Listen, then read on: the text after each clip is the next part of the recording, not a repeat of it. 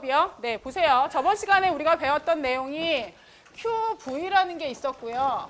그 다음에 QP라는 게 있었어요. 기억나시나요? QV는 다른 말로 얘기하면 뭐죠? QV는 다르게 표현하면 뭐예요? 델타 E. 얘는 뭔데요? 내부 에너지의 변화량. 그죠? QP는 뭐였어요? 다른 말로 얘기하면 델타 H. 이건 뭐예요? 엔탈피 변화량. 이렇게 얘기했잖아요. 얘네들 사이의 관계는 델타 E는 델타 H 마이너스 P 델타 V라는 관계가 있고 요 파트가 E를 나타내는 파트였어요. 그래서 일에 대한 값을 내부 에너지 변화에 있어서 일에 대한 값을 항상 보정하는 게 너무 귀찮다. 그리고 내가 실제 실험하는 건 일정 부피보다는 일정 압력인 컨디션이 더 많기 때문에 일정 압력에서의 열량 변화를 구하기 위해서 걔네를 새롭게 뭐라고 쓰기로 약속했어요? 엔탈피 변화라는 새로운 함수로 쓰기로 약속했잖아요. 근데 QV가 됐던 QP가 됐던 어차피 둘 다 뭐예요? 열량 Q죠. 따라서 Q 자체를 구하는 방법은 옛날부터 배웠던 이거예요. 뭐? CM 델타 T. 얘하고 얘가 다르다면 그 물질의 C와 M, 즉 비열과 질량이 다르진 않겠죠. 그럼 그 물질에서 뭐가 다를까요? 그 물질의 무슨 변화요? 네, 온도 변화가 일정 압력에서 했느냐, 일정 부피에서 했느냐에 따라서 온도 변화가 다를 수는 있다는 거죠. 무슨 내용인지 이해 가시죠? 그래서 얘네 Q는 CM 델타 T라는 내용을 가지고 오늘 이제 그거에 대해서 계산하는 걸 배우실 건데요. 이때 C를 뭐라 부르느냐? 비열 용량. 여기 보이시죠? 비열 용량. 물질 1g의 온도가 1도 변하는데 필요한 열량이고요. M은 질량이요. 그죠? 그래서 얘네 두 개를 곱한 값을 가지고 우리는 뭐라고 불러요? 열 용량. 열 용량은 뭔데? 그냥 물질 자체의 온도가 1도만큼 변화하는데 필요한 열량. 그러니 열 용량에는 이미 그 안에 뭐가 들어있는 거예요? 질량에 대한 내용이 들어있어요. 244페이지 비열 용량 세 번째 줄이요. 물체에 의해 흡수되거나 방출된 열의 양은 온도 변화에 비례한다. 밑에 줄 모든 물체는 자신의 열 용량, 이건 1도만큼 온도가 변화하는데 필요한 열량. 이게 정의예요. 정의는 알고 계시면 돼요. 그 밑에 관련된 성질로는 비열 용량, 이거는 문자를 뭐로 써요? 스몰 c로 써요. 그죠? 물질 1g의 온도가 1도 변화하는데 필요한 열량이에요. 그래서 비열 용량을 구하는 방법은 실제 측정된 열량 Q를 뭐랑 뭐의 곱으로 나눠주시면 돼요. 질량과 온도 변화의 곱으로 나눠주시면 돼요. 이 내용을 가지고 밑에 줄 만일 가열 또는 냉각된 물질의 비열 용량 C를 안다면 질량과 온도 변화를 측정할 수 있고 흡수 또는 방출된 열을 계산할 수 있다. 식 뭐요? 6.7. Q는 CM 델타 T.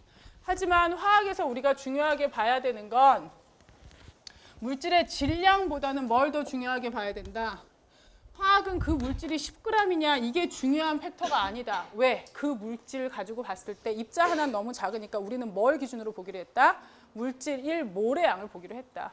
10g이 있다 그랬을 때 만약에 분자량이 2짜리면 얘는 몇 몰이 있는 거고 5몰이 있는 거고 분자량이 5짜리라면 얘는 2몰밖에 없는 거다. 그렇기 때문에 이 10g이 실제 입자 개수 몇 개인지가 더 중요한 값이라서 우리는 그 값을 뭐라고 부른다? 몰 열용량. 뭐요? 물질 1몰의 온도가 1도 변하는데 필요한 열량. 여러분 줄친 식 6.7 밑으로 6줄 내려가시면 돼요.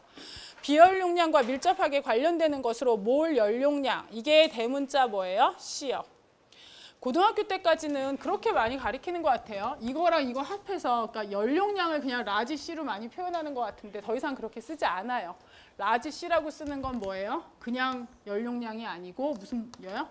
몰 열용량이요. 물질 1몰의 양을 1도 올리는데 필요한 열량. 이렇게 표현돼요. 그래서 비열 용량과 밀접하게 관련되는 것으로 몰 열용량 옆에 괄호해놓고 대문자 C 써있죠? 대문자를 주목해라. 물질 1몰의 온도가 1K만큼 변화하는데 필요한 열량. 그래서 그 밑에 몰 열용량을 계산하는 방법은 열량 Q를 뭐와 뭐의 곱으로 나눠라? 몰수랑 온도의 곱으로 나눠라. 프라이팬 바닥에 용접된 구리층의 무게가 몇 g이다? 125. 구리층의 온도를 25도에서 300K로 올리는데 필요한 열은 얼마냐? 구리의 비열 용량도 얼마인지 줬다. 그럼 어떻게 계산하시면 돼요? 여기 알고 계시는 CM 델타 T 공식을 이용하셔서 C가 얼마예요?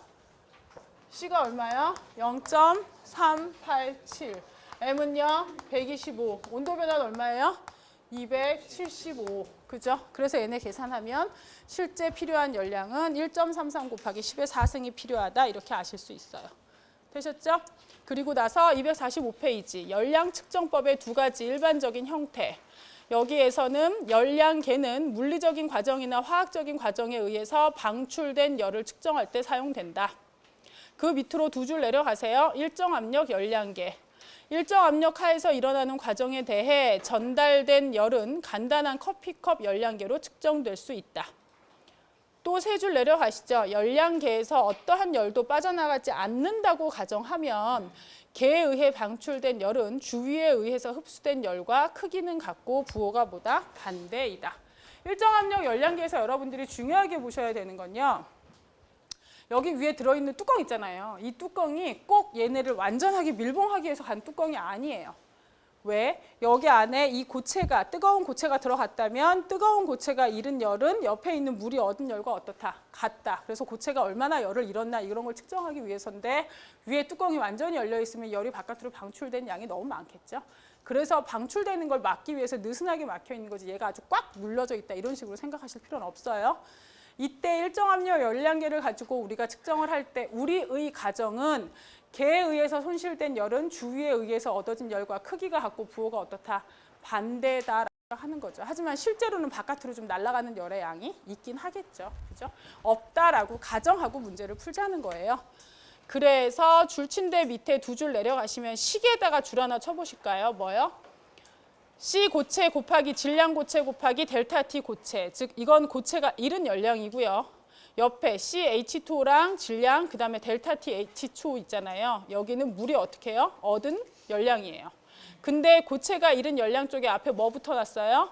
마이너스. 왜? 고체가 잃은 거니까 걔는 부호 자체가 마이너스로 나올 거거든요. 그래서 얘네를 가지고 계산을 하시면 25.64g의 고체를 100도로 가열을 하고 커피컵 열량계 속에 들어있는 물 50g에 넣었다. 물의 온도가 25.1도에서 28.49도로 변하였다. 고체의 최종 온도는 얼마일까? 누구의 온도랑 같다? 최종적으로 봤을 때 고체의 온도는 누구 온도랑 같다?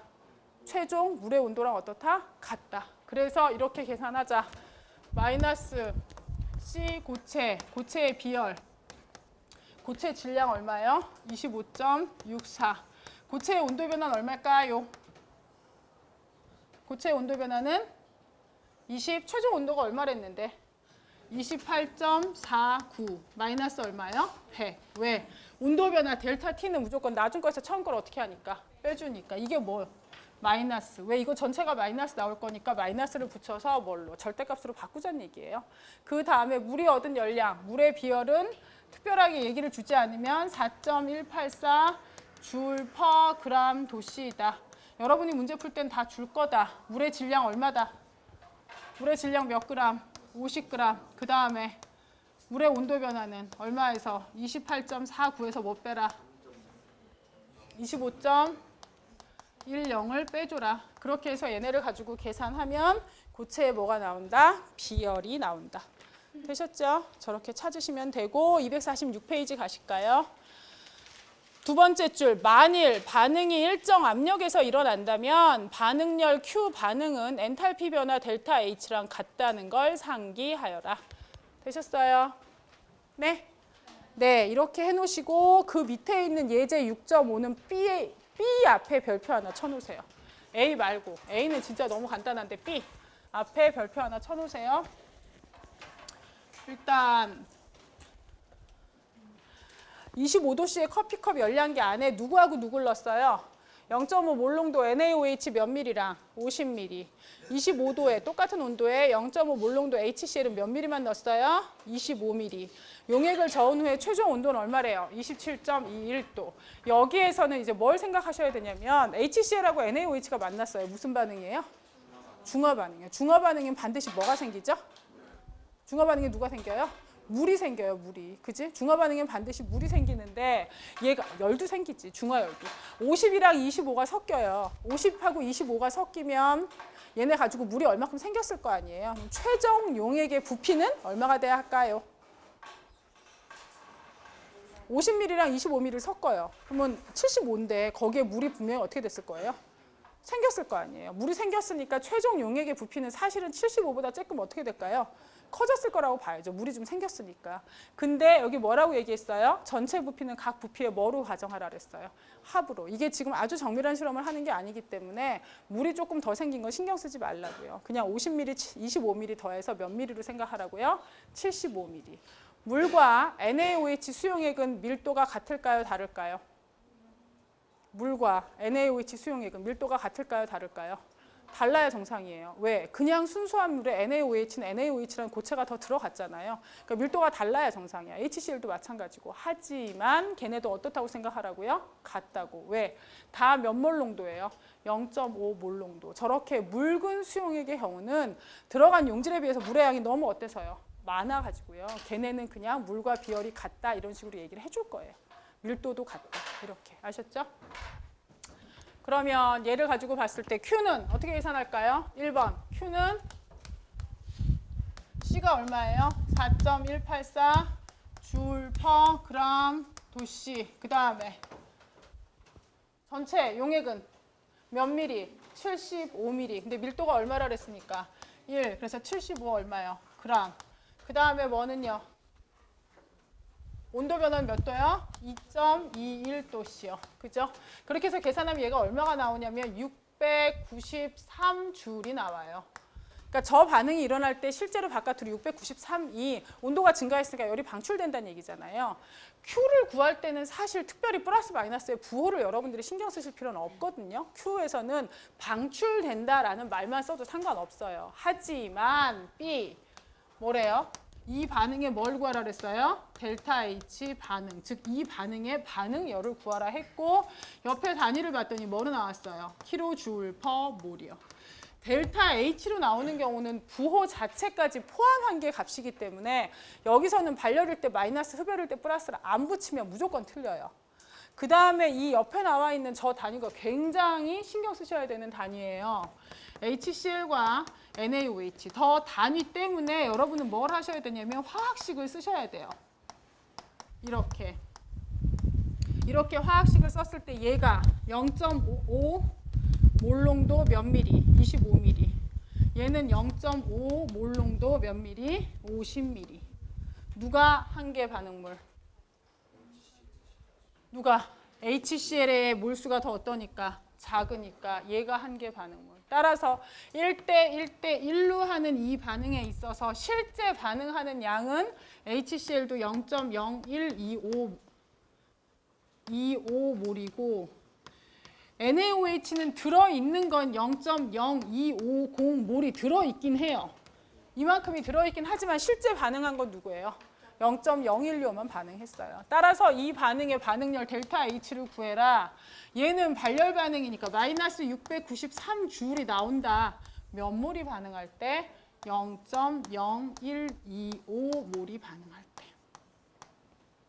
이해하시죠? 그리고 이 줄이란 단위는 10의 3승줄은 1kJ로 갈 수 있다라는 환산 인자를 이용하면 얘의 답은 마이너스 55.4kJ per 몰이 나온다. 여기서 하고자 하는 얘기는 뭐다? 아, 산하고 염기가 만나는 중화 반응의 중화열은 얼마다? 그 물 1몰이 만들어질 때 몇 kJ이 나온다? 55.4. 이해하시죠? 그래서 693을 구하는 게 중요한 게 아니고 실제로 반응에 참여하는 아이들 중에 한계 반응물의 몰수를 구해서 물질 얼마가 만들어질 때인지를 여러분들이 찾으셔야 된다는 거예요. 이해하셨어요? 그래서 굉장히 중요해요.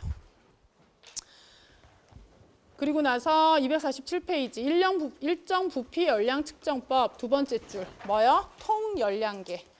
통열량계라는 건 실제로 이 물질의 일정 부피에서의 열량 변화, 즉 내부 에너지 변화를 알기 위해서 하고 싶은 거예요.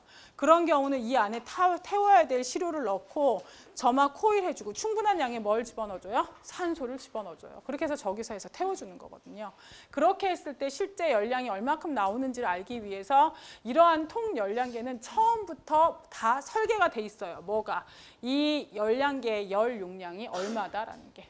아까 연용량은 뭐랑 뭐가 곱해진 값이라 그랬죠? 비열과 질량. 그러니까 이 열량계의 재질하고 그다음에 질량 얼마인지가 다 이미 계산이 돼 있어서 이 열량계는 온도 변화만 측정하면 바로 실제 나온 열의 양이 얼마인지를 찾을 수 있어요.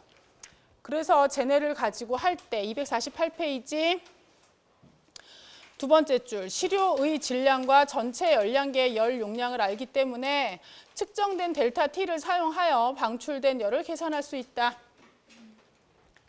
어떤 회사가 새로운 다이어트용 후식 1인분 열량이 10칼로리. 이거 보세요. 10에요. 그냥 스몰 칼로리가 아니고 얘는 라지 칼로리죠. 이 라지 칼로리라는 건 무슨 뜻이에요? 킬로 칼로리라는 뜻이에요. 그죠? 식품 회사에서 하는 모든 종류의 그걸 쓸 때는요. 킬로줄, 과학 전체로 보면 열량은 다 단위가 뭐로 가고 있어요? 주울로 가고 있잖아요. 근데 식품 회사에서 나오는 무슨 영양 성분이라든지 표시된 거 보면 거기서 절대 주울로 써요, 안 써요? 안 써요. 다 칼로리로 써요. 왜 그럴까요? 10kcal는 뭐예요? 41.84 kJ이에요. 얘네 단위가 이렇게 되잖아.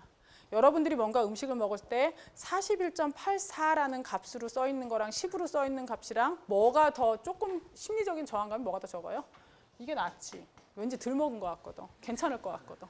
그죠? 그래서 이 영양 이쪽에서 다니는 킬로칼로리, 킬로줄 대신에 킬로칼로리를 더 많이 쓰고 이 킬로칼로리 앞에 있는 킬로에 대한 것 또한 저항이 있을 수 있어서 그냥 얘를 뭐라고 쓰기도 한다고요? 10라지 칼로리로 쓸 수도 있다고요. 이해하시죠? 그래서 칼로리는 스몰 칼로리냐 라지 칼로리냐에 따라 달라요. 그래서 다이어트용 후식이 이렇다고 이제 이거보다 더 적다고 주장을 한 거예요. 그럼 실제로 이런 거 다 시험하는 사람들이 있어요. 네? 소비자 문제 이런 거 시험하는. 그래서 얘네를 가지고 실험을 하는 거예요. 아까 보신 그 통열량계에 1인분을 넣고 산소 속에서 태우는 거죠. 이렇게 태웠더니 온도가 21.86도에서 26.799도로 4.937도 어떻게 됐다? 증가했다. 그러면 제가 도대체 열량이 얼마일 것이냐? Q는 Cm 델타 T인데 Cm 델타 T인데 여기서는 Cm을 합한 연용량이 얼마라고 줬어요? 8.151 킬로줄 퍼 K. K는 그냥 도시라고 써도 상관없죠. 곱하기 몇 도 온도 증가했어요? 4. 몇 도요? 4.937도 증가했대요. 이렇게. 그래서 얘네를 가지고 계산하면 얼마의 온도 변화가 나타나냐면 열량 변화가 40.24kJ이 나오고요. 이거는 4.184로 해서 나누었더니 9.63 킬로칼로리. 10보다 많아요, 적어요? 적어요. 그래서 어떻다고요? 오케이라고. 이해 가시죠? 이렇게 다 해보는 거예요. 그래서 우리나라 음식들이 조금 더 뭐라 그러나 칼로리가 높다는 누명을 더 많이 쓰긴 해요. 왜? 여기서 이제 해야 될 거 아니에요. 여러분들이 드시는 한 끼 드시는 음식 중에 가장 칼로리가 높은 거 뭘까요? 밥.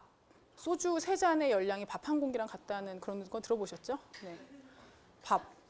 내가 먹는 식사로 먹는 음식 이름을 얘기하라고. 식사로 먹는 음식 중에 뭐가 제일 살이 많이 찔 것 같아? 피자? 또 스테이크? 칼국수? 라면? 초콜릿? 그럼 밥이 아니잖아. 밥으로. 햄버거? 짜장면. 삼계탕이 1등이요. 삼계탕이 한 끼로 먹는 음식 중에선 칼로리는 제일 높아요. 네, 삼계탕이. 생각도 못 하잖아요. 네, 삼계탕이 칼로리는 제일. 그래서 여름에 왜 그거 하면 정말 힘들면 삼계탕 먹잖아요. 여름에 복날 막 삼계탕 먹잖아요. 그게 다 선조들이 과학적으로 이유가 있는 거예요. 정말 고열량을 주기 때문에 몸이 보호해줄 수 있는 거예요. 문제는 약간의 누명이 있다고 제가 얘기했잖아요. 왜? 이렇게 통열량계에서 해서 태우잖아요. 그럼 태울 때 뭐까지 다 태워야 돼? 국물까지 싹 다 태워야 돼. 뼈까지도 태워야 돼. 국물까지 싹 다 태워. 그게 문제인 거예요. 그게. 그래서 왜 보면 라면도 국물 안 먹고 면만 먹으면 살도 덜 찐다. 나트륨도 덜 섭취한다. 어쩐다 얘기 나오잖아요. 그게 국물까지 다 되려면 그거를 다 소모하는데 몸에서 그 정도의 양이 필요할 거다라고 생각할 수 있거든요. 그죠? 그래서 그런 거지. 그러니까 약간 국물이 있는 부분은 보정을 좀 해주긴 할 건데요. 그래도 국물 때문에 어느 정도 뭔가 누명을 쓸 수는 있겠죠. 좀 더 열량이 많이 필요하다고. 그죠? 248페이지 기억하세요. 소주 3잔 열량이 밥 한 공기래요. 네. 내가 대학 들어와서 왜 살이 안 빠지나 생각하면 아마 다 답이 나오실 거예요. 네. 열화학 방정식의 화학 양론. 첫 번째 줄, 열화학 방정식은 반응의 엔탈피 변화를 포함하는 균형 반응식이다. 따라서 주어진 델타 H 값은 특정한 반응식에서 물질의 양과 그들의 뭐까지를 다 감안한 거예요. 상태까지 다 감안을 한 값이에요. 그래서 얘가 기체로 나오느냐 아니면 액체로 나오느냐에 따라서 나오는 델타 H 값은 무지하게 달라요. 그 밑에 부호, 델타 H의 부호는 반응이 발열일 땐 부호가 뭐예요? 마이너스. 흡열일 땐 뭐예요? 플러스. 여기에 의존해요. 정반응은 역반응의 어떤 부호라고요? 반대 부호예요. 그 밑에 세 줄 내려가시면 크기, 델타 H의 크기는 물질의 양에 뭐 한다? 비례한다. 여기서는 이제 좀 중요한 내용이 나오는데요. 단위를 갖고 볼 때 반응열이 킬로줄로 물어보는 경우랑 킬로줄 퍼 몰 두 가지로 물어보는 경우가 있는데 걔네는 이러한 차이가 있다고 보시면 돼요. 얘가 산소랑 만나서 SO2가 만들어지는 반응이 있어요. 그럼 보통 우리는 이 반응을 어떻게 쓰나요? 화학 반응식을 쓸 때 여러분이 배운 내용은 얘네를 뭘로? 가장 간단한 원비, 정수비 이렇게 쓰기로 약속을 하신단 말이에요.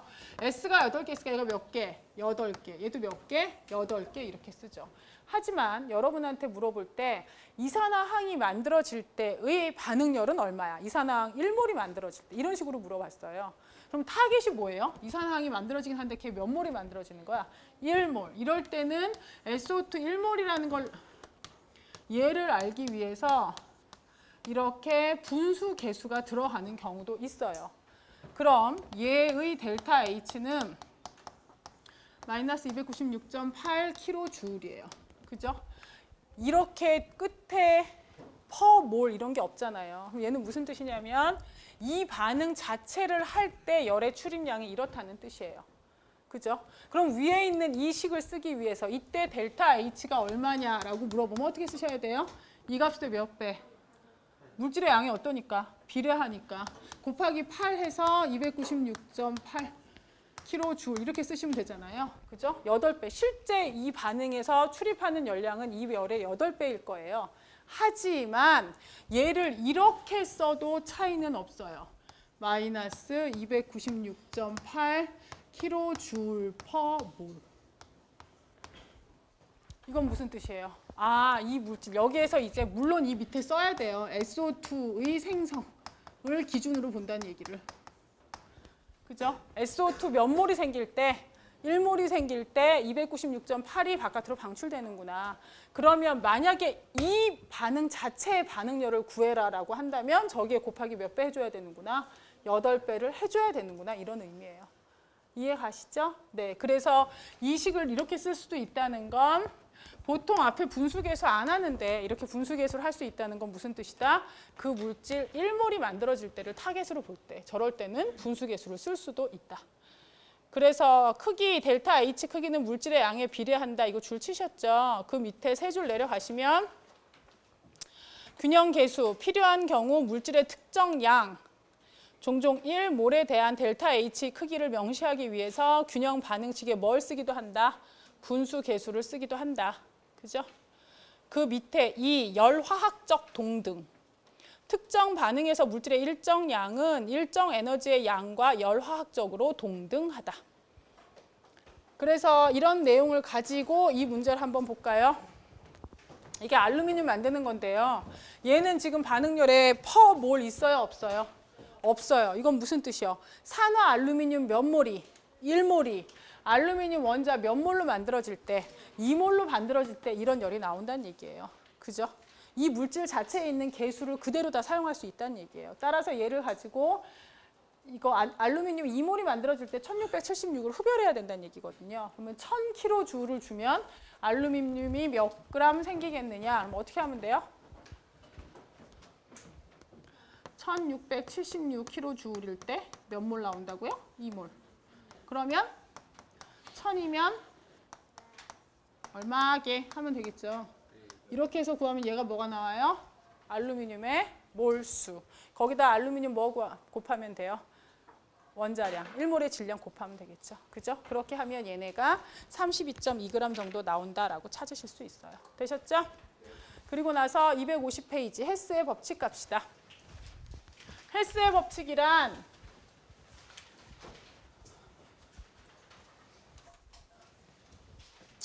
이거예요. C가 CO2가 되는 한 번에 가는 반응도 있고요. C5를 통해서 CO2로 갈 수도 있어요. 그죠? 얘가 델타 H1, 얘가 델타 H2, 이때가 델타 H3. 그럼 델타 H1은 델타 H2 더하기 델타 H3. 왜? H라는 건 엔탈피, 델타 H는 엔탈피 변화. 엔탈피 변화는 앞에서 줄 치셨어요. 뭐? 오로지 상태에만 의존하는 무슨 함수이다? 상태 함수이다. 초기 상태와 최종 상태는 같다, 다르다? 같다. 이렇게 가느냐, 한 단계 더 건너서 가느냐. 어떻다?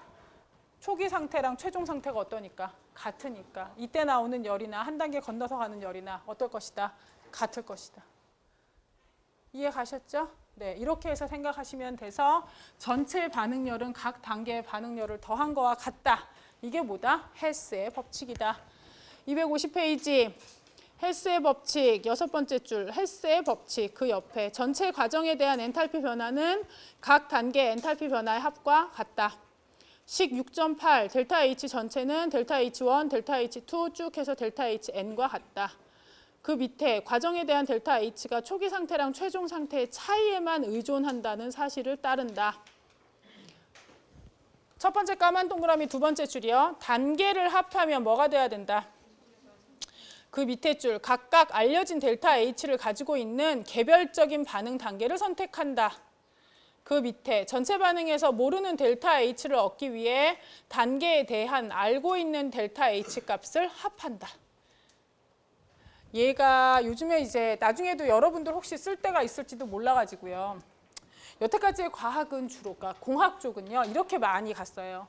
초기하고 최종을 알잖아요. 그러면 사실 이렇게 한 단계 갈 수도 있고, 두 단계 갈 수도 있고, 이게 뭐 이렇게 내려와서 이렇게 가는 세 단계로 갈 수도 있고, 더 많은 단계를 거칠 수도 있겠죠. 어떤 반응을 하는데, 여태까지는 공학의 초점이 단계를 줄이는 데로 많이 갔었어요. 만약에 뭐 어떤 물건을 만드는데 공정이 60개였다면 공정을 59개, 58개 줄여보자. 그러면 생산성이 증가할 것이다. 이런 쪽으로요. 근데 앞으로 여러분들이 이제 나가야 되는 사회는요. 꼭 그렇지는 않을 수도 있다는 거 여러분이 생각하셔야 된다고요. 단계가 60개인데 그 단계에서 단계를 62개로 만약에 두 단계를 늘렸다. 근데 오히려 더 반응이 진행되는 컨디션은 마일드한 컨디션에서 될 수 있다. 60단계일 때는 얘가 중간에 500기압자를 한번 거쳐야 됐는데 단계를 한 두 단계를 더 거치게 되면 중간에 100기압에서도 그 반응이 진행될 수 있다면 뭐가 나올 수도 있어요? 그럼 두 단계를 더 하는 게 나을 수도 있어요. 그죠? 그러니까 요즘에는 이제 여러분들 공학을 해야 되는 여러분들이 하셔야 되는 건 생각을 아주 다양하게 두셔야 된다는 거죠. 그래서 이 헬스의 법칙을 가지고는 뭘 할 때 가장 좋으냐면요. 내가 그 반응을 잘 모르겠어. 잘 모르겠는데 이게 될까 안 될까 또는 발열일까 흡열일까 예측하는데 되게 좋아요. 이렇게. 자동차 배기가스에서는요. 어차피 나와. 일산화탄소 나오고 일산화질소 나오고 이산화탄소도 나오고 이산화질소도 나오고 하여간 온갖 나쁜 건 다 나와. 다 나오는데 기왕 나올 거라면 일산화탄소가 나오는 것보다는 차라리 이산화탄소가 나오는 게 낫다는 얘기지. 어차피 나올 거라면. 왜? 일산화탄소는 연탄가스라서 사람을 죽일 수 있지만 이산화탄소는 지구만 뜨뜻하게 할 뿐이지 그게 나왔다고 내가 죽진 않으니까. 그죠? 이런 식으로 이제 생각을 바꿔보는 거예요. 어차피 나오는 배기가스지만 얘를 어떻게 하면 좀 더 덜 나쁜 애로 바꿀 수 있느냐. 그래서 환경하고 연관되는 건 이쪽으로 되게 요즘 많이 가고 있거든요. 그러면 이 반응이 델타 H가 얘가 발열일까 흡열일까? 만약에 이게 해봤는데 예측을 했는데 저게 흡열이란 말이에요. 그러면 얘를 위해서 뭘 하나 해줘야 되는 거야. 저 반응이 진행되기 위해는 에너지를 공급해줘야 된다는 얘기죠. 얘를 위한 열원을 하나 더 붙여야 돼. 어디에? 자동차에. 그럼 아예 얘는 시도해볼 만한 가치가 있을까요? 없을까요? 없어. 자동차 연비가 더 나빠질 텐데 아예 해볼 가치가 없는 거지. 그러니까 예측을 해보자고요. 내가 지금 이 반응을 아직 실험은 해보지 않았어. 근데 내가 알고 있는 건 A하고 B에 대한 반응열은 알고 있단 말이야. 그럼 얘네를 가지고 헬스의 법칙을 이용해서 더해서 이 반응식을 완결을 해보는 거죠. 반응식 A는 어떻게 뭔가 해줄 필요 있어요? 없어요? 없어요. 왜? 반응물 일산화탄소, 일산화탄소, 생성물 이산화탄소, 이산화탄소가 그대로 있거든. 그죠? 반응식 A는 냅둬도 될 것 같아. 반응식 B는 냅둘까요? 뒤집을까요? 왜? 반응물이 내가 원하는 타겟식에서 반응물이었던 NO가 여기서는 뭐로 가 있으니까? 생성물로 가 있으니까 이 식은 반응물과 생성물을 뒤집어야 될 것 같아요. 그죠? 그냥 뒤집는 게 아니고 얘는 1인데 얘는 2니까 뒤집은 다음에 몇 분의 몇 하면 될까요? 2분의 1 하면 되겠죠.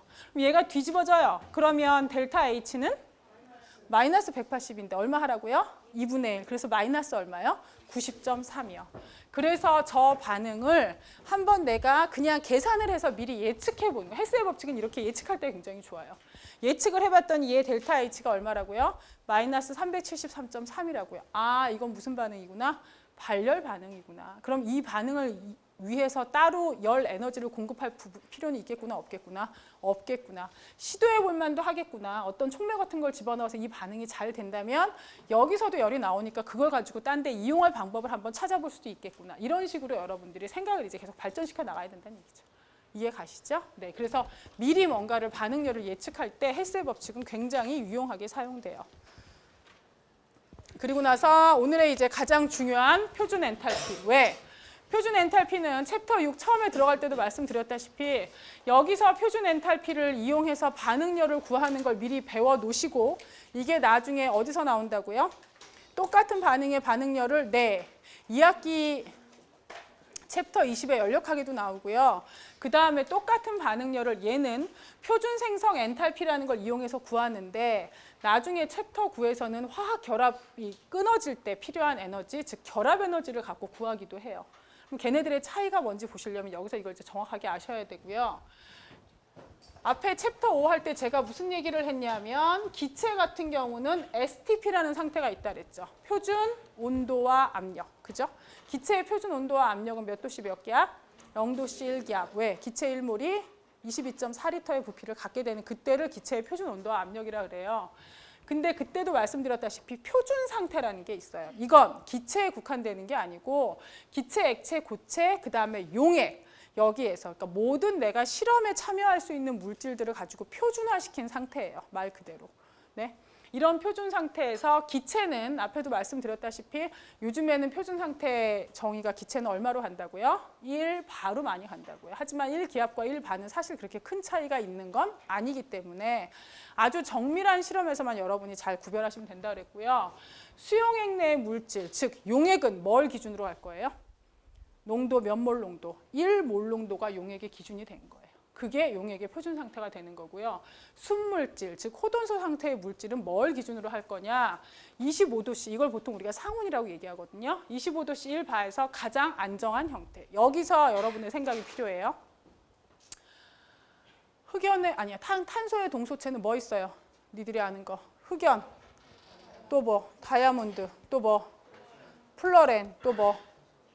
탄소, 나노튜브, 또 뭐?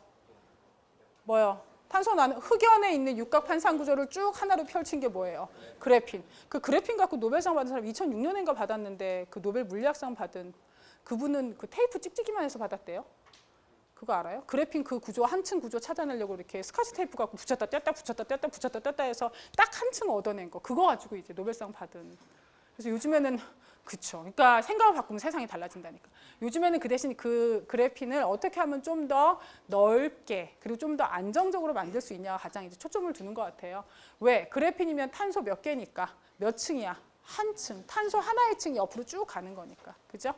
그럼 탄소의 동소체가 그렇다는 거 알고 계시고요. 지구상에서 가장 단단한 물질이 뭐라고 알고 계세요? 뭐요? 다이아몬드요. 그죠? 다이아몬드, 인공 다이아몬드 있어요? 없어요? 합성 다이아몬드? 있어요. 합성 다이아몬드 어떻게 만들어요? 누구를? 흑연을 갖다 놓고 고온과 뭐해서? 고압에서 어떻게 하면 압축하면 뭐가 만들어져요? 인공 다이아몬드가 만들어져요. 둘 다 사실이고요. 다이아몬드가 제일 단단하다는 것도 사실이고 흑연에서 다이아몬드를 만들 수 있다는 것도 사실이에요. 전력학적으로 다이아몬드가 더 안정해요? 흑연이 더 안정해요?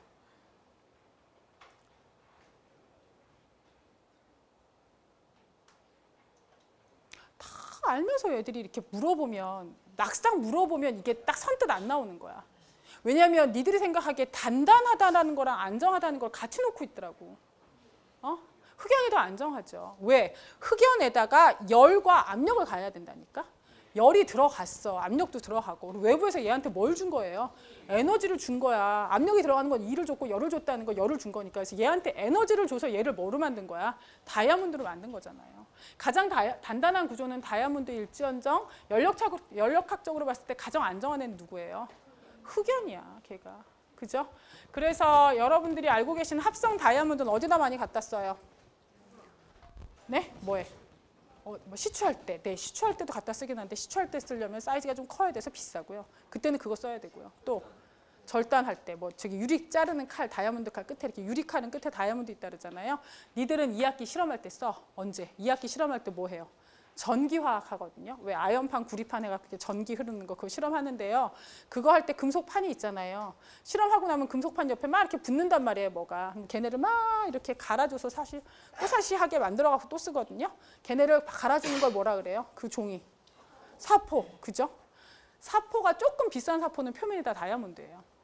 거기에 있는 그 가는, 왜냐하면 금속을 갈 정도로 돼야 되는 거니까. 다이아몬드, 그 무슨 얘기? 인공 다이아몬드는 무진장하게 싸단 얘기지. 단, 입자가 어떨 때만, 작을 때만. 1캐럿 다이아몬드를 1,000만 원이라 생각하면요. 그 1캐럿 다이아몬드를 인공으로 만들려면 2천만 원 정도 들어간대요. 열하고 압력, 그때 드는 에너지 비용이. 만드는 게 싸요? 땅에서 캐는 게 싸요? 캐는 게 싸요. 그 대신 조그만한 사포 만드는 다이아몬드 같은 경우는 합성했을 때 별로 돈이 많이 안 드니까 쓸 데가 많으니까 많이 만드는 거죠. 그죠? 흑연은 여러 가지 동소체가 있지만 흑연의 동소체 중에 가장 연력학적으로 안정한 건 누구라고요? 다이아몬드라고요. 여기서 시작해요. 뭘? 앞에 엔탈피에 대해서 말씀드릴 때 어떤 물질을 A에서 B로 변화시킬 때 엔탈피 변화는 구할 수 있지만 그 물질 자체의 엔탈피 자체는 구한다 그랬어요? 못 구한다 그랬어요? 못 구한다 그랬어요. 뭘 기준으로 둘지 알 수 없다 그랬잖아요. 그죠?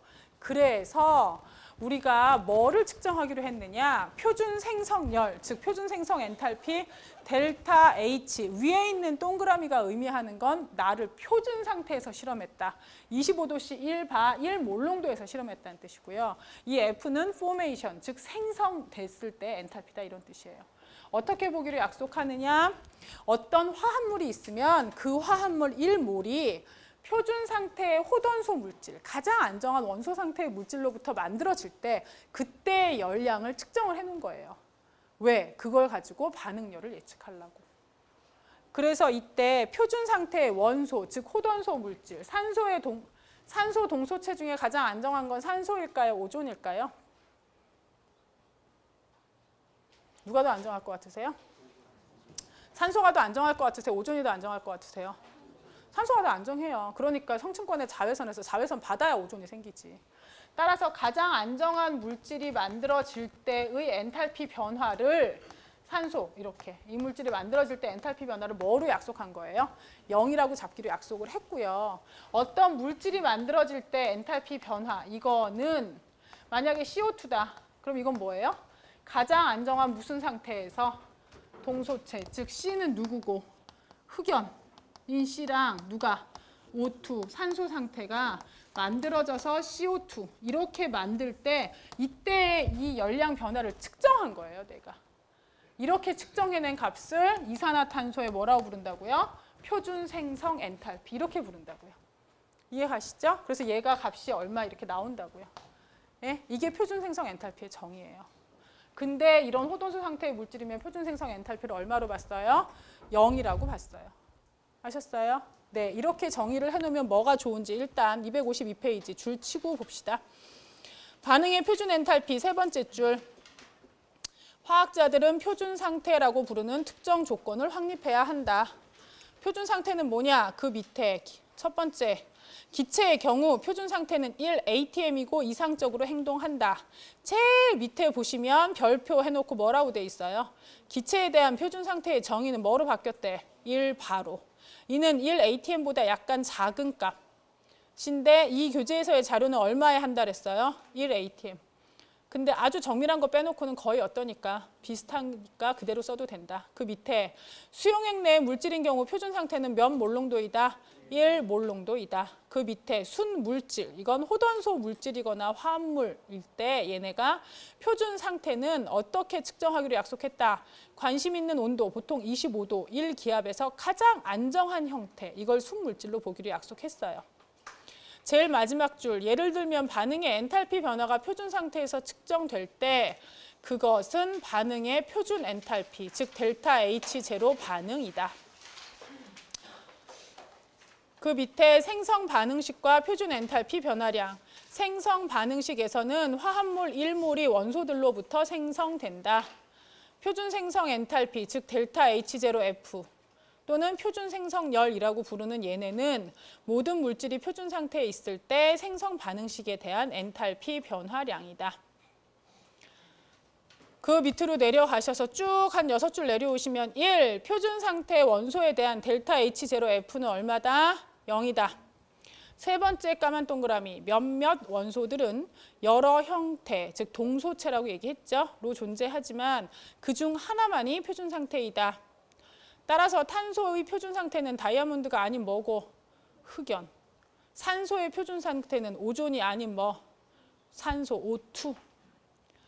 그 밑에 진짜 중요한 얘기는 이거예요. 2. 대부분의 화합물은 음의 델타 H0F를 갖는다. 뭔 얘기예요? 밑에 줄 표준 상태 조건에서 원소로부터 화합물이 형성될 때 열이 어떻게 된대요? 방출된대요. 이거 보실래요? CaCO3 있잖아요. 그죠? 그러면 그냥 표준 상태 원소에서 CaCO3, 즉 탄산 칼슘이라는 애가 만들어질 때 열량 변화가 마이너스 얼마예요? 1200.6. 그럼 걔가 만들어지는 반응은 흡열이에요, 발열이에요? 발열이에요. 만들어지고 나서가 오히려 안정해졌어요, 불안정해졌어요?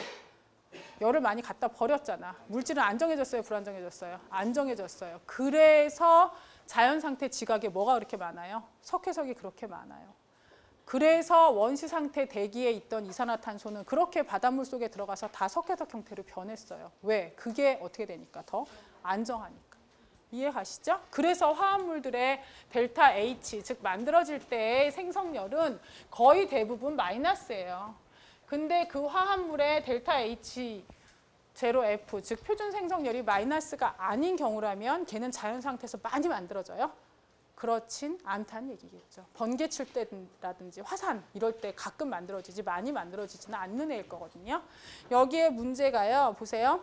표준 상태에서 고체 염화은 AgCl, 표준 상태에서 고체 탄산칼슘, 표준 상태에서 기체 시아나수소 HCN이 만들어질 때 저렇게 만들어질 때 델타 HF를 포함한 균형 반응식을 쓰라 그랬어요. 염화은이면 뭐예요? AgCl. 얘는 표준 상태에서 얘가 만들어질 때를 기준으로 가라 그랬어요. 만들어질 때는 무슨 뜻이라 그랬죠? 그 물질을 구성하는 가장 안정한 호돈소 물질로부터 얘가 만들어질 때. 은은 뭐예요? 네. 그 다음에 CL은요? CL2. 얘는 몇 분의 몇? 2분의 1. 이거 얼마요? 기체. 이렇게. 그러면 이때 얘가 만들어지는 반응의 델타 H0F는 일단 전체 열량 변화니까요. 얘가 만들어질 때 열량 변화에서 얘네들이 만들어질 때 열량 변화를 빼면 될 거 아니에요. 그죠? 얘가 만들어질 때 열량 변화는 얼마일까요? 얼마래요? 마이너스 127. 얘는 호돈소 물질이니까 얼마? 0. 얘도 얼마? 0. 따라서 얘네 델타 H0F는 마이너스 120 얼마요? 7. 이렇게 구할 수 있다는 얘기죠. 그 밑에 표준 상태에서 고체 탄산칼슘 어떻게 만들게 해요? 일단 식 써봐. 누구? CA. 그 다음에 여기서 애들 다 CO2라고 얘기하더라. 가장 안정한 뭐? 원소 상태 물질, 호돈소 물질. C. 이때 C는 뭐? 무슨 상태? 네, 흑연 상태요. 그 다음에 O2, 기체. 얘는 몇 개? 2분의 3개. 그죠? 그렇게 해서 만들어진 게 CaCO3. 이때 CaCO3가 만들어지는 건 아까도 여러분 보셔서 아시겠지만 이게 마이너스 1206이 되거든요. 제일 밑에 기체 시안화수소 CN-는 시안화 이온 이렇게 얘기해요. 그러면 HCN이 만들어져야 된대. 이렇게. 그럼 어떻게 해야 될까? H는 H2가 몇 개? 2분의 1개. C는 뭐야? 흑연 상태. 그 다음에 N은 N2 기체 몇 개? 2분의 1개. 델타 HF는 제일 밑에 거. 시안화수소의 델타 HF는 얼마예요? 플러스 135. 그러니까 일반적으로 자연계에서 시안화수소는 많이 만들어지는 애는 아니에요. 그럼 저 얘기는 인간이 만들어내서 쓰는 게 더 많다는 얘기죠. 왜? 화학 반응 같은 거 할 때 플라스틱을 만들 때라든지 무슨 뭐 기계, 반도체 뭐 이런 거 할 때 정말 약방이 감초고요. 안 쓰는 데가 없어요. CN-라는 저 이온 자체가. 반응성도 되게 좋고 웬만한 안 되는 반응 있으면 제 집어는 막 다 되고 이럴 정도거든요. 네? 그래서 만들어냈어요. 근데 독성이 그만큼 또 강해요. 네. 그러니까 한 3초 슉 하고 잘못 세면 사람들 한 3, 4천 명 죽을 수 있을 정도로 독성이 강해요. 굉장히 강해요. 그러니까 쟤는 저 델타 H가 플러스라는 건 자연 상태에서 많이 구해지지는 않는다는 거예요. 사람들이 인위적으로 뭔가에 필요에 의해서 만들어지는 경우가 많아요. 델타 H가 플러스인 화합물의 경우는. 자, 253페이지 예제 6.9 우리가 지금 푸른 거고요. 그 밑에 헬스의 법칙을 적용하면 델타 H0F 값들을 이용하여 어떤 반응에 대해서도 델타 H0 반응을 구할 수 있다. 밑에 줄 단계 1 모든 반응물을 뭐로 분해한다? 원소로. 이는 각 반응물에 대한 생성 과정의 역과정이며 다음 페이지 가시죠. 각각의 표준 엔탈피 변화량은 마이너스 델타 H0F이다. 그 밑에 단계 2 모든 생성물은 구성 원소들로부터 생성된다. 이 단계는 각 생성물에 대한 생성 반응이며 각각의 표준 엔탈피 변화량은 델타 H0F이다. 이게 어떤 의미냐면 이 식을 이제 설명하기 위해서 나온 내용인데요. 델타 H0F라는 즉 표준 생성 엔탈피라는 저 값은 기본적으로 값 자체 설계가 호돈소 상태의 물질로부터 이 물질이 만들어질 때의 엔탈피 변화예요. 그죠? 내가 구하고 싶은 건 나는 반응의 반응열을 구하고 싶어. 반응열이라는 건 반응물에서 생성물까지 이 열량 변화, 즉 노란색 화살표 얘를 구하고 싶은 거거든요. 얘를 구하려면 델타 HF라는 이 값은 호돈소 물질로부터 반응물이 얻어질 때는 이게 화살표가 어떻게 되면 돼요? 밑으로 내려오면 되죠. 생성물이 얻어질 때는 이렇게 되면 된단 말이에요. 그럼 이 노란 화살표를 구하려면 뭐에서 뭐 빼면 돼? 생성물의 표준 생성 엔탈피에서 반응물의 표준 생성 엔탈피 어떻게 해주면 돼? 빼주면 돼요. 그죠? 그래서 이 공식이 나온 거예요. 앞으로 여러분들이 어떤 화학 반응의 반응열을 실험을 하기 전에 미리 알고 싶으면 그 물질들, 반응물과 생성물 자체가 뭔지를 찾아낸다면 생성물의 표준 생성 엔탈피를 다 더한 거에서 반응물의 표준 생성 엔탈피 다 더한 걸 어떻게 해요? 빼주시면 돼요. 그 내용이 254페이지. 제일 밑으로 내려오시면 식 6.9가 있어요. 찾으셨죠? 위로 두 줄 올라가세요. 표준 반응열은 생성물들의 표준 생성열의 합에서 반응물들의 표준 생성열의 합을 뺀 것이라는 걸 알 수 있다. 식 6.9에다 줄 쳐놓으시고 그 밑에 여기서 시그마는 합을 의미하고 M과 N은 균형 반응식의 개수로 생성물과 반응물의 양이다. 그래서 이 반응을 찾으라 했어요. 보세요. 이 반응의 반응열을 뭐 어떻게 해야 돼? 생성물은 누구랑 누군데? 일산화탄소 몇 몰과 4몰. 얘는 물이야 수증기야. 이게 상태가 L이냐 G냐에 따라서 열은 완전히 달라져요. 네? 이거의 몇 배? 6배. 그래서 일산화탄소의 표준 생성열 몇 배 해주고 4배. 수증기 표준 생성열 몇 배? 6배. 그거 더한 거에서 뭐 빼야 돼요? 암모니아 표준 생성열 몇 배 한 걸? 4배 한 걸 빼줘야 되지. 얘는 얼마니까? 0이니까. 왜? 호돈소 상태의 물질이라 신경 쓸 거 있어 없어? 없어. 이렇게 해서 빼주면 쟤네를 계산하면 얼마가 나오느냐? 잘 보세요. 마이너스 906kJ이 나오는데 얘는 마이너스 906kJ per 몰이라고 쓰면 될까 안 될까? 안 돼. 왜? 얘네는 몇 몰? 4몰, 5몰이 만나서 4몰, 6몰이 만들어지는 그 반응 자체의 열량을 구하라 했잖아요. 그죠? 그래서 앞에 3몰, 6몰, 4몰 이런 거 다 넣어서 계산했거든요. 그러니까 여기에는 이 단위가 E-906은 실제 이 반응을 이 정도 양만큼 시켰을 때가 906이라는 뜻이에요. 여기는 퍼몰 이런 거 쓰면 돼요, 안 돼요? 안 돼요. 아셨죠? 네. 그래서 실제 열량이 얼마인지 구해내시면 돼요.